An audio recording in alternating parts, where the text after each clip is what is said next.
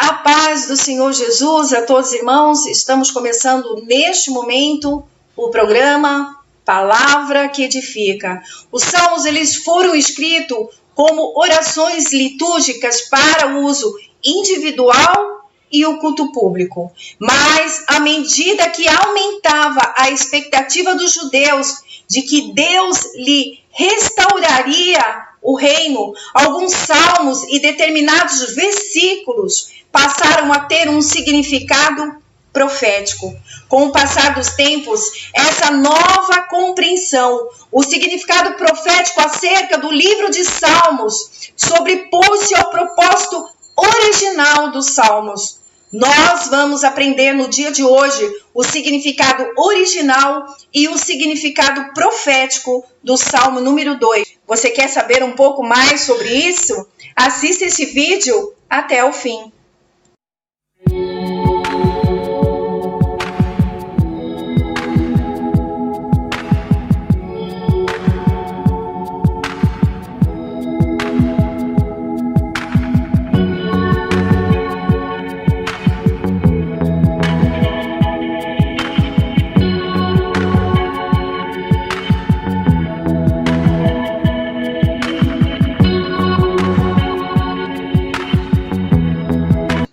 Antes que nós venhamos prosseguir com o estudo desta palavra, nós vamos primeiramente fazer uma oração. Você que está no seu lar neste momento, se coloque em posição de oração. Vamos pedir a presença do Pai, do Filho e do Espírito Santo para que o Senhor venha nos conceder sabedoria.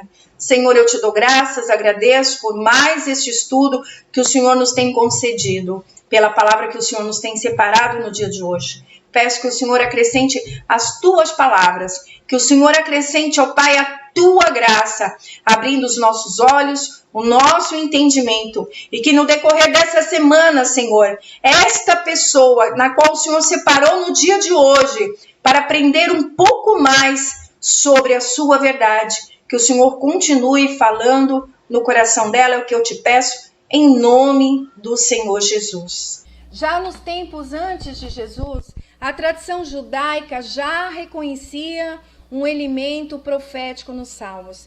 E é nesse sentido que os escritores do Novo Testamento, em geral, entendem e usam os Salmos.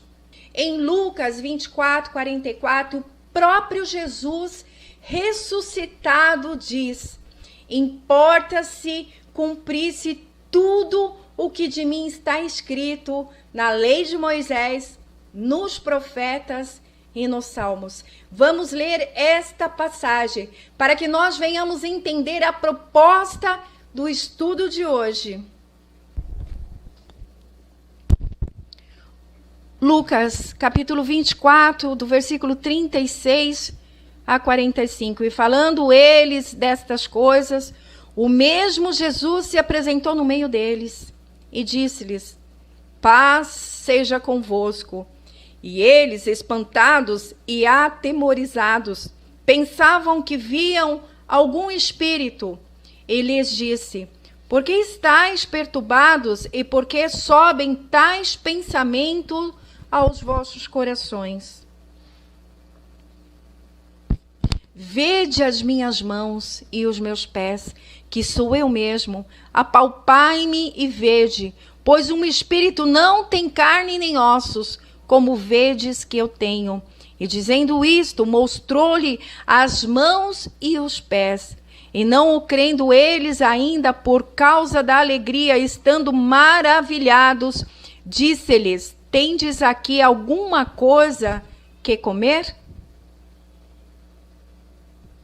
Então eles apresentaram parte de um peixe assado e um favo de mel, o que ele tomou e comeu diante deles, e disse-lhes: são estas as palavras que vos disse, estando ainda convosco, que convinha que se cumprisse tudo o que de mim está escrito na lei de Moisés, nos profetas e nos salmos.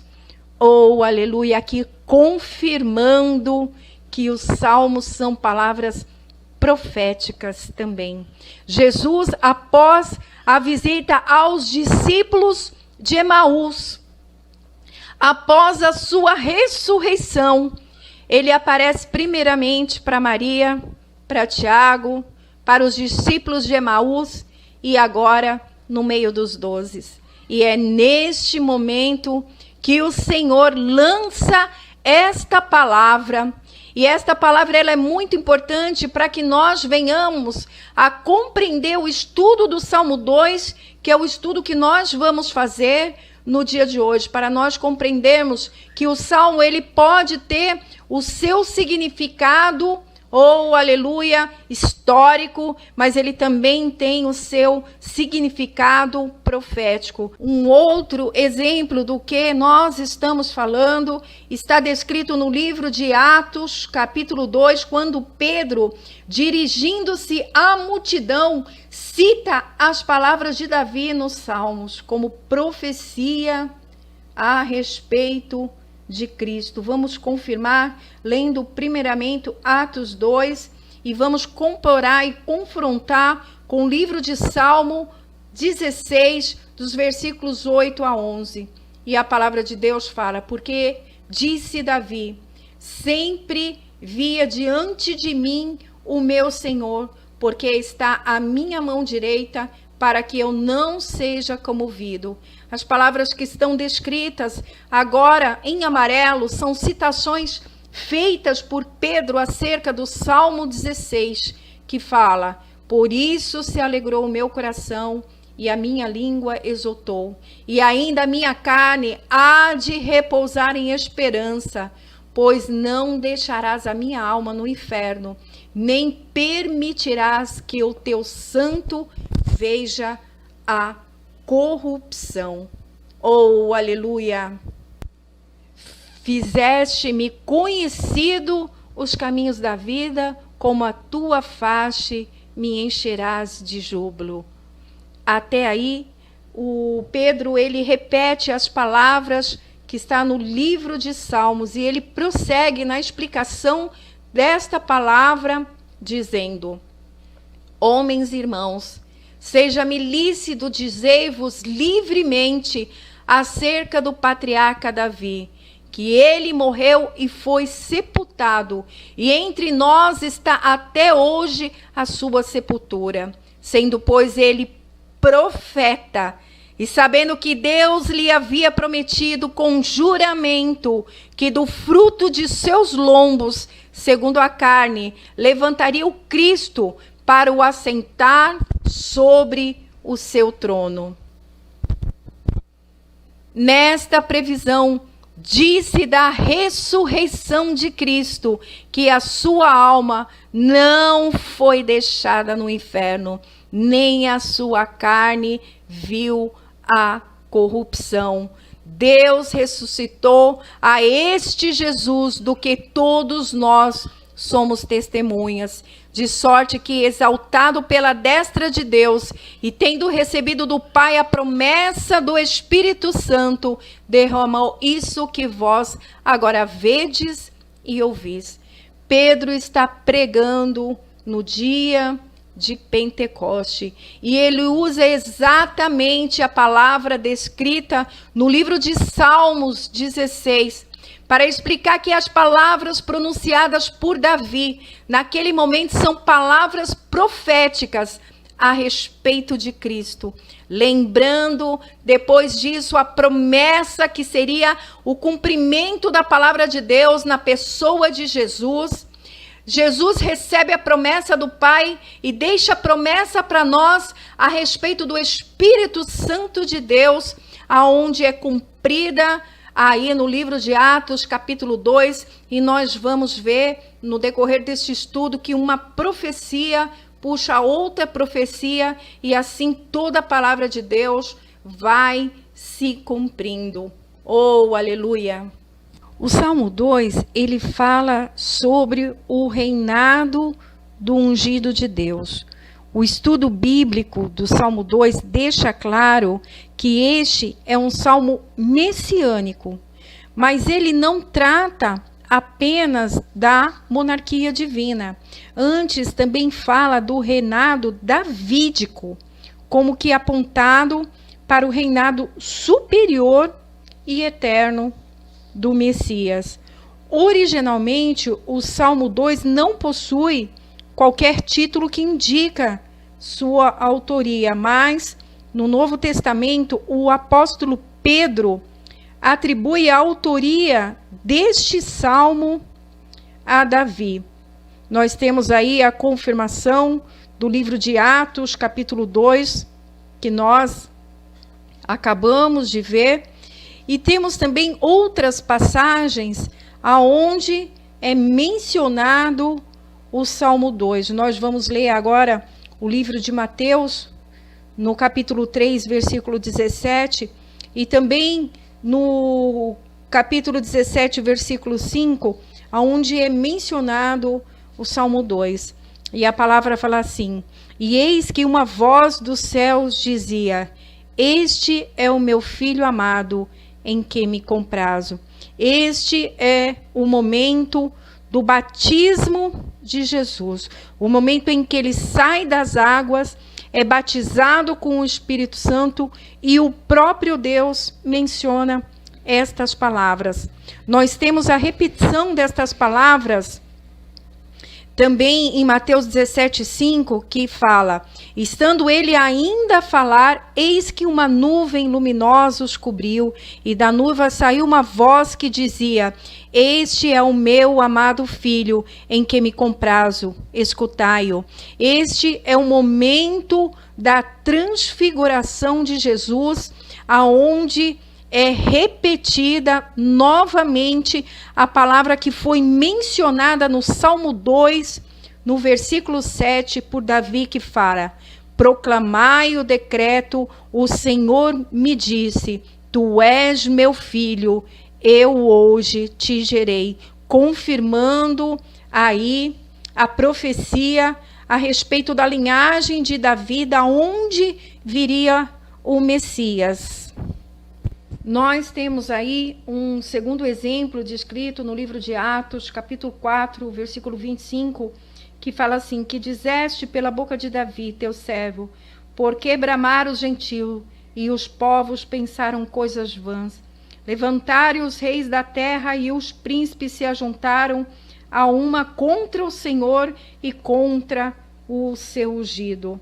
Nós vemos aí o apóstolo Pedro proclama essas palavras no momento que Anás e Caifás, eles já é colocado perante o sumo sacerdote para ser julgados, para serem questionados a respeito de um milagre que eles haviam feito de ter curado um homem enfermo.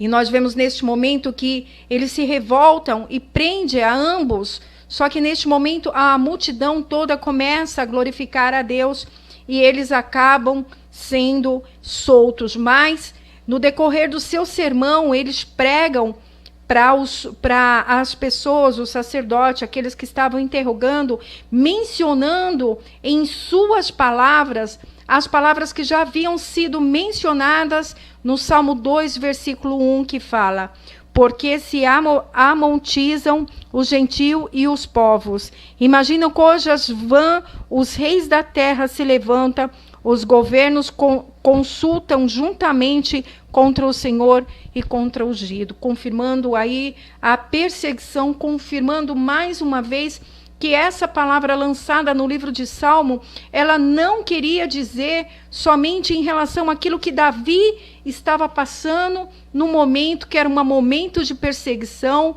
por caminhar a favor do propósito de Deus, mas que futuramente também os apóstolos iriam passar as mesmas perseguições.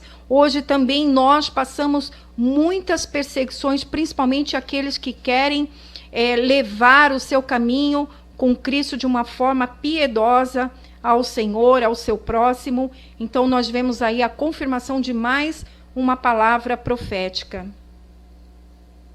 Um esboço do Salmo 2 pode ser separado em 4 cenas principais que, de forma poética, apresentam progressivamente a rebelião da humanidade ímpia contra Deus e as suas implicações. Nós vemos aí na primeira parte, que vai do versículo 1 a 3, a rebelião humana contra Deus e o seu ungido. Na parte 2, do versículo 4 a 6, a resposta do Senhor à rebelião dos ímpios e o estabelecimento do reino messiânico. Já na parte 3, no versículo 7 a 9, nós temos o governo divino. E na parte 4, do versículo 10 a 12, a responsabilidade humana diante da soberania divina. Temos aí na parte 1 a rebelião das nações ímpias contra Deus e um seu ungido. Porque se enfurece o gentio e os povos imaginam coisas vãs. Os reis da terra se levantam e os príncipes conspiram contra o Senhor e contra o seu ungido, dizendo: rompamos os seus laços e sacudamos de nós as suas algemas.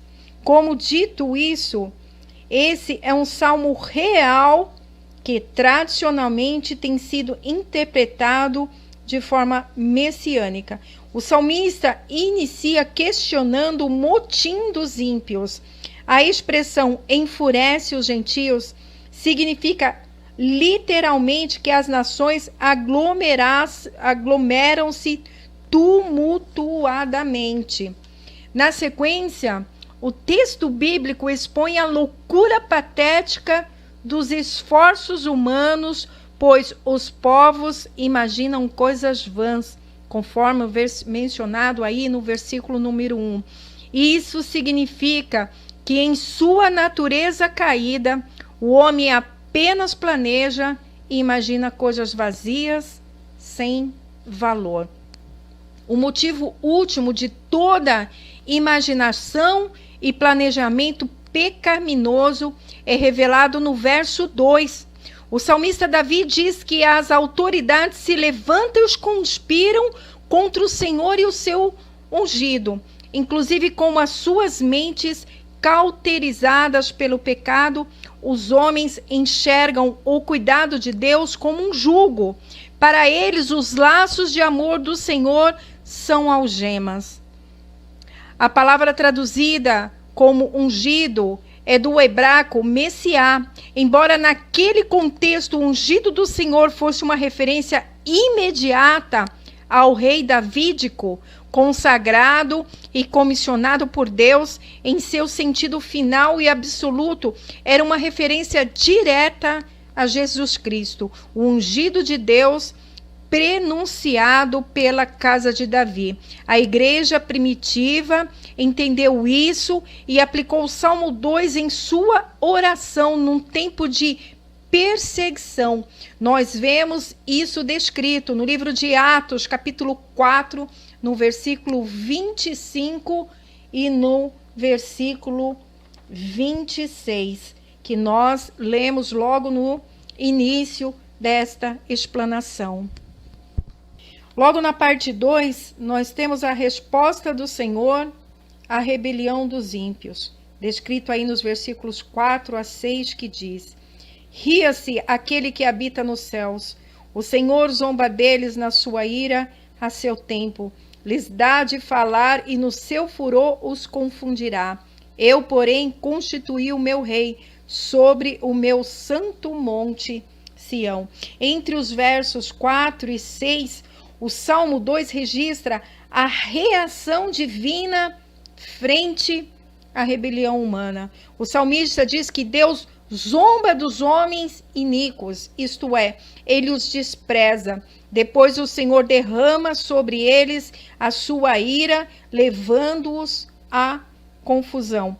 A parte de toda conspiração humana, o Senhor constitui o rei messiânico no santo monte Sião, descrito aí no Salmo 2, no versículo 6. Esse rei messiânico que encontra seu cumprimento final em Cristo foi prefigurado pela monarquia davídica, entronizada em Jerusalém. O Monte Sião, citado neste verso, faz referência à colina ao norte de Jerusalém, que abrigou o templo. Às vezes, nas passagens bíblicas, toda a cidade de Jerusalém é chamada de Sião. No simbolismo bíblico, frequentemente a Sião terrestre prefigura a Sião celestial. Na parte 3, nós temos aí o governo divino, descrito nos versículos 7 a 9, que fala: proclamai o decreto do Senhor. Ele me disse: tu és meu filho, eu hoje te gerei. Pede-me e eu te darei as nações por herança e as extremidades da terra por tua possessão. Com vara de ferro os regerá e as despedaçarás como um vaso de oleiro. Esses versos refletem a aliança davídica registrada em 2 Samuel 7:8 até o versículo 16, conforme o Novo Testamento interpreta esta passagem. A fala divina relata nesses versos foi dirigida ao Filho de Deus e testemunhada por Davi como rei temporal, comissionado pelo Senhor diante do seu povo. Portanto, em seu sentido pleno, essa passagem do Salmo 2 imprime o relacionamento das pessoas divinas na Trindade. Paulo de Tarso e o escritor de Hebreus aplicam essa declaração como uma referência ao nascimento, obra e ressurreição de Jesus, lá descrita no livro de Atos, capítulo 13, que vai do versículo 33 a 34. Hebreus, do capítulo 1, dos versículos 5 a 6. Isso quer dizer que essa declaração divina não fala apenas da descendência terrena da casa de Davi, mas do Filho de Deus, o grande Filho de Davi. A declaração termina ilustrando a fragilidade do poder humano frente à soberania divina. Ninguém é capaz de resistir ao poder subjugador do Rei dos Reis. Com vara de ferro, ele rege e despedaça as nações como um vaso de oleiro. A palavra vara traduz um termo hebraico usado para designar tanto a vara usada por um pastor para conduzir o seu rebanho, quanto ao cedro usado por um rei para reger o seu povo. Também é interessante notar o contraste entre essa declaração e o comportamento humano registrado nos versos anteriores. Esse contraste revela muito claramente que os planos dos poderosos da terra não passam de delírios que jamais poderão frustrar o propósito divino. Os decretos eternos de Deus são tão certos e reais que sua proclamação anula qualquer conspiração humana. Oh, aleluia! Já na parte número 4, a responsabilidade humana diante da soberania divina, que vai dos versículos 10 aos versículos 12, que diz: agora, pois, ó reis, sede prudentes, deixai-vos advertir, juízes da terra, serve ao Senhor com temor e alegrai-vos nele com tremor. Beija o filho para que se não irrite e não pereçais no caminho, porque dentro em pouco se lhe inflamará a ira. Bem-aventurado todos os que nele refugiam.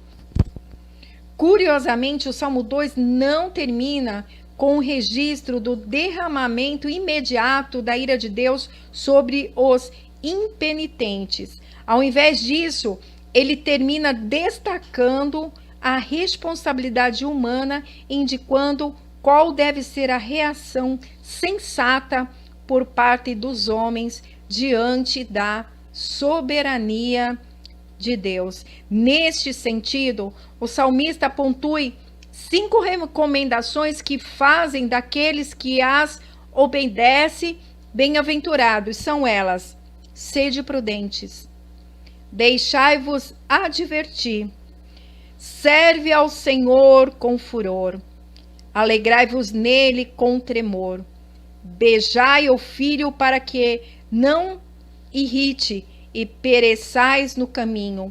Uma expressão que se refere a um ato que simboliza submissão e fidelidade. Essas recomendações expressam a graça e a misericórdia do Senhor. Por isso, aqueles que se refugiam nele são bem-aventurados. Contudo, a justiça de Deus não deixará a pecaminosidade humana impune. Na verdade, adverte o salmista no Salmo 2, dentro de pouco tempo, a ira do Senhor se acenderá quando o dia do juízo de Deus chegar. Ninguém poderá escapar, conforme está escrito no livro de Apocalipse, capítulo 6, do versículo 16 a 17.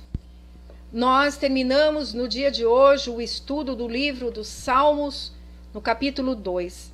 Nós vimos no decorrer desse estudo o momento em qual Jesus proclama que toda a palavra de Deus deveria ser cumprida, aqui que estava no livro dos profetas, na lei de Moisés e no livro de Salmos.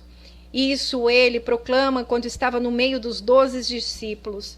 O momento que ele já havia passado por Emaús e ele havia aberto o entendimento dos discípulos de Emaús. Naquele momento, ele também abre o entendimento dos seus discípulos. E é sobre isso que nós vamos orar no dia de hoje e pedir ao Senhor para abrir o seu entendimento, o nosso entendimento, para que nós venhamos compreender as Escrituras. Senhor, eu te dou graças, agradeço porque até aqui o Senhor se tem mostrado presente, Senhor, neste estudo, nos ensinando caminhos novos, nos ensinando, Senhor, valores novos em nossas vidas. A palavra profética, Senhor, já está sobre as nossas vidas. Eu peço ao Senhor, em nome do Senhor Jesus, oh, aleluia, em teu nome, Senhor, eu peço sobre essa vida. Abre, Senhor, a visão espiritual. Abre, Senhor, o entendimento na vida deste irmão, na vida desta irmã, para que ela venha compreender as Escrituras. Acrescenta em nossos corações o desejo profundo de buscá-lo em tua palavra, e não somente isso, ajuda-nos a guardar a tua palavra nos momentos de confusão, Senhor, nos momentos de aflição, Senhor, que o Espírito Santo possa nos fazer lembrar da tua santa palavra, do poder que há sobre a tua palavra, para que nós possamos profetizar, para que nós possamos, Senhor, em teu nome, ó Deus Todo-Poderoso, proclamar palavras de bênção, palavras, Senhor Deus Todo-Poderoso, que venha trazer à existência aquilo que o Senhor já nos concedeu.